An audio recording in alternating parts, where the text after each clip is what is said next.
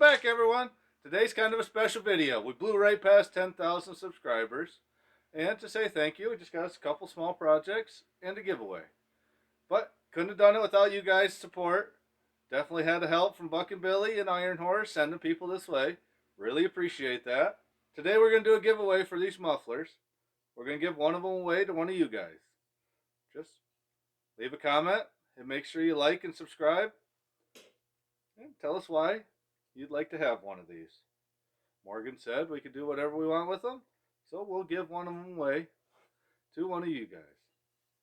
And just as a little bit of video, got a brand new Husqvarna 61 here. We'll get some dyno numbers on it, compare it to some of the other 60cc's that we've had. We're going to mod the oiler on the 359 272. That one's going to take a little trip here in a bit. And we'll introduce another saw. But hopefully you enjoy. Thank you for getting us this far. Alright. So I've already knocked this clutch loose. Take this out of the way. Take the rim off. Got to get to the oiler. And the other thing I'm going to do is 359. Now I don't know if they ever switched it, but it does have a side chain adjust, but the adjuster and everything is this tiny little screw in here. And you go through the slot here. Well, the 460 Rancher has got the outboard screw and the outboard adjuster where you can just take it on and off with the cover. This is not a whole lot different than a front chain adjust. So while we have this off, while we have the oiler off, we'll take out this chain adjuster and we're going to swap to this newer style cover. See, they're pretty much identical, other than we can actually adjust it out here now. So we'll get this cover off.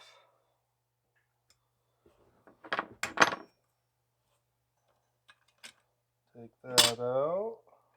Look at there, we can get rid of that. I'll go blow all this stuff out, get it all cleaned up, then we'll take the oiler off. Alright, looks like it's just the one bolt here for the oiler. I'll take that out.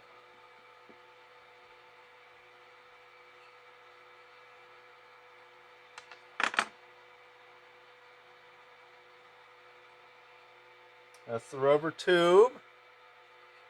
There we go, got the oiler out now. All we need to do is take it apart, take this pin out. That way we can put more of a ramp on this plunger here. Give it a little bit more stroke. Just enough to grab it and pull it out by hand. Lower that down a little bit. We can take out this plunger. And like I said, all we're going to do is a little bit more ramp on it than what it has there. And that'll let it stroke a little bit more and get just a little bit more flow out of it. There we go. A little bit more angle on it. Then we took that 20 thou off. Right there, 630. Now we'll put it back together. And that should give us a little bit of extra oil. We'll put that on the max setting and we'll get it put back in. Let's get these screws put back in.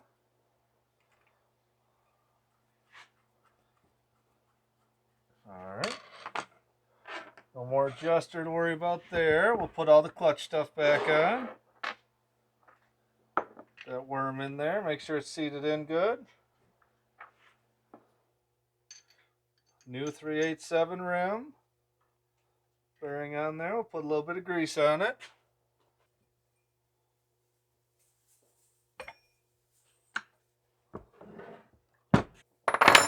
Now with these outboard clutches, you always want to cinch them on, but you also want to make sure you run them with a bar and chain, or you make sure to set the brake. So we'll fire this up and we'll set the brake a few times. Put the spacer in there.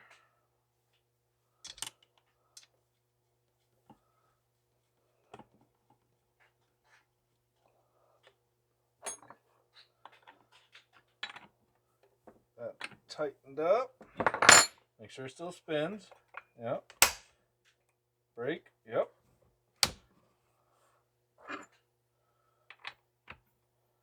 Alright. Get this fired up, and then we'll see how well it's actually pumping.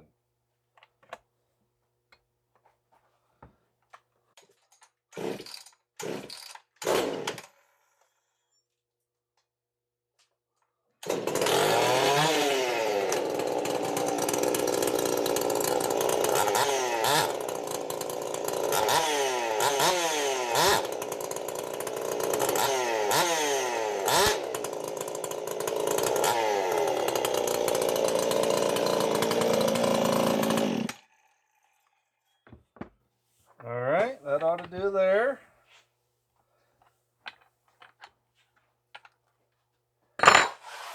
We'll wipe up this puddle and see what kind of puddle we can make with the new pump.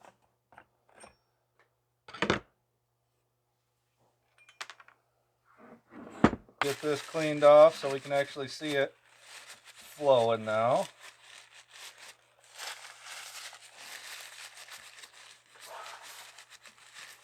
Well, we should be able to see it run down there.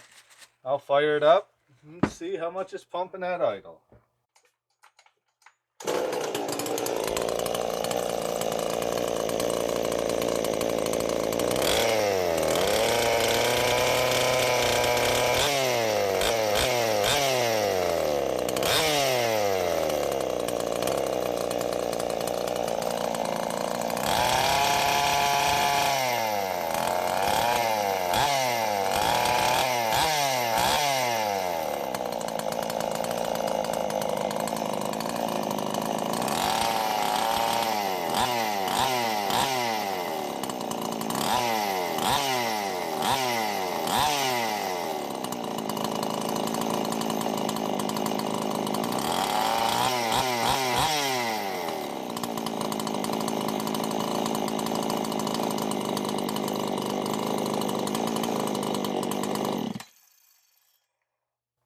You can see it's definitely flowing a pretty decent amount now. Got our oiler mod done. Swapped over a side cover. And we're going to send this one up to Buckin. He was pretty happy to see what we were doing. And he thought he might want one for himself. So I told him I'd just send this one up. He could try it out. If he does end up wanting one for himself, we do have a 357 we can build one on. I picked up an OEM 272 cylinder. So we can build that on. So we can put it on. 357. Stuffers. OEM cylinder. Everything else pretty much the same. But once Buckin gets it and gets a chance to run it, we'll know what kind of port timing and setup we need to do in this one. Just in case he wants more high strung, a little bit more low end. But this one will be getting boxed up soon and making the trip. I'm pretty excited to see how that turns out. So, just wanted to share that little tidbit with everybody. Got the next one in line. And for now, we got this brand new Husqvarna 61. This will be another saw that we're going to have on the channel on and off a handful of different times. Why? Because we're going to turn this into an actual race saw. Probably be on muffler to start. But get a big cylinder, different crank, all sorts of fun stuff. We'll bump this one right up to that 5 cubic inch 80cc limit. But for now, just going to fire it off stock, listen to it purr, and get some baseline runs on the dyno. So I got the clutch cover on. Make sure it don't come off. And we'll get it fired up.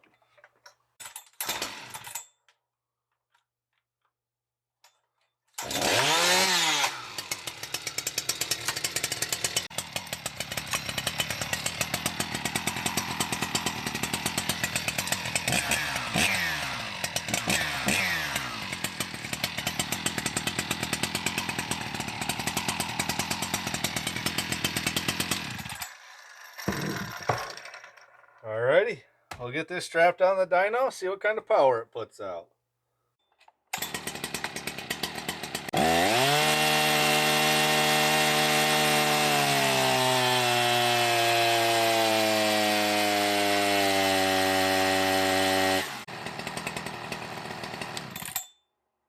Well, it runs. This is a 2019 model, made in Brazil. Husqvarna 61. It says brand new, first time ever firing it up.